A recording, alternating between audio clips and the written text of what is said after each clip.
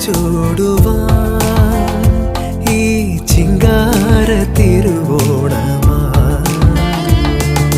പൊന്നോണം വരവായി പൊൻചിങ്ങ കതിർ ചൂടുവാൻ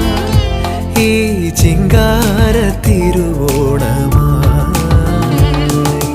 നെയ്യാര തുഴ വീശി നെയ്യാറിൻ തിര തല്ലി തമ്പേറിൻ തുടി കൊട്ടി അമ്പേ